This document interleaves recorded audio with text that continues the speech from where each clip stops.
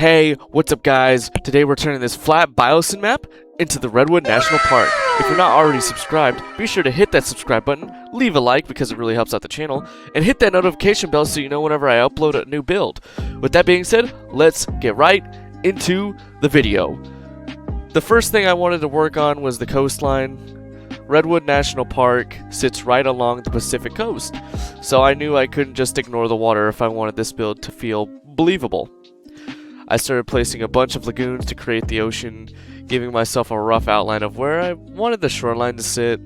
Once I had all the lagoons in place, I flattened out the terrain underneath them so the water looked much more natural instead of feeling like it was just dropped into the map. After the ocean was finished, I shifted my attention to the beaches. The lagoon barriers are always something that can break the immersion, so I raised up the terrain around them and started shaping the shoreline to hide as much of the edges as possible. Once I was happy with the shape, I painted everything with sand texture to give it that coastal beach look. Now that the shoreline was looking good, it was finally time to start building the cliffs. I raised the terrain higher and higher until I had these massive coastal bluffs overlooking the ocean. I repeated this around most of the center of the map, almost creating like this giant bowl shape. I purposefully.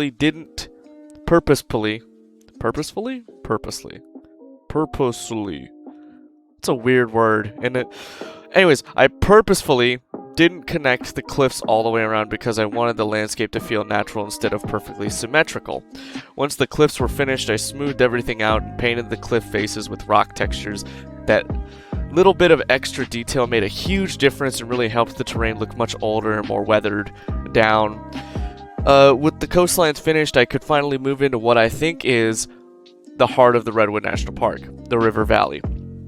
I started carving out a smaller valley inside the bowl, making sure it stayed lower than the surrounding cliffs. That elevation difference really helps sell the idea that this river has been carving its way through the landscape for thousands of years. After shaping the valley itself, I began creating the main river. I tucked it behind the larger cliffs as much as I could because I wanted to feel like it naturally wound its way through the forest instead of running straight through the middle of the map. At this point, I wasn't completely happy with the left side of the valley, so I extended it, made it a little wider, and gave it a much smoother transition into the surrounding terrain. Sometimes these builds are just trial and error until everything, starts to click. And then came my favorite part of the build, the redwood forest. I started planting these giant trees along the left side of the valley before slowly expanding them across the hillsides.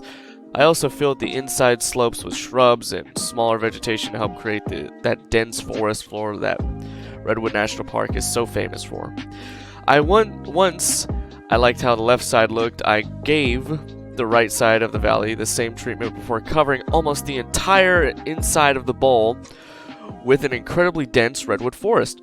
Seeing the landscape transform from an empty map into a massive forest was probably my favorite moment of the entire build. After stepping back for a moment, I noticed a few areas that still didn't look quite right.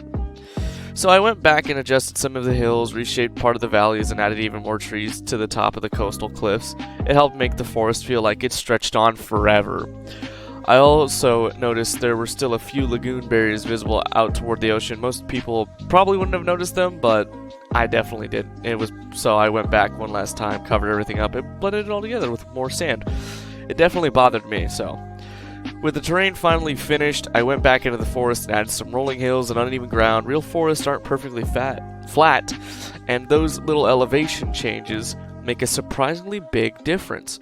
Of course, I couldn't cover the entire park in trees, so I cleared out one large meadow that would eventually become a feeding area for the herbivores. I also placed a few reindeer feeders around the park for the carnivorous dinosaurs to hunt, helping make the ecosystem feel a little more alive. And with that said, Redwood National Park was finally complete. It started as nothing more than a flat biosin map, and after hours of sculpting, terrain building, coastlines, planting forests, and shaping river valleys, it had completely transformed. Now all that was left to do was introduce the animals and finally bring the park to life. If you made it this far, thank you guys so much for watching the video. If you enjoyed today's build, don't forget to leave a like, subscribe, and if you're new to the channel, hit that notification bell so you never miss another upload. Now, let's take one last look at Redwood National Park and all of its inhabitants. I'll see you guys in the next one. Stay golden. Bye-bye!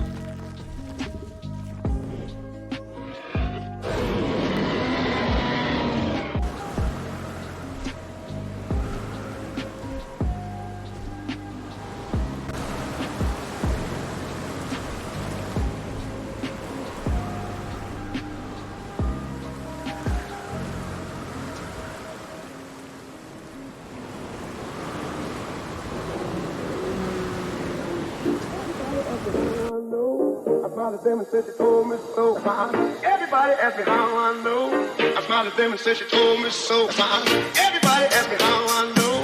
I smiled at them and said she told me so.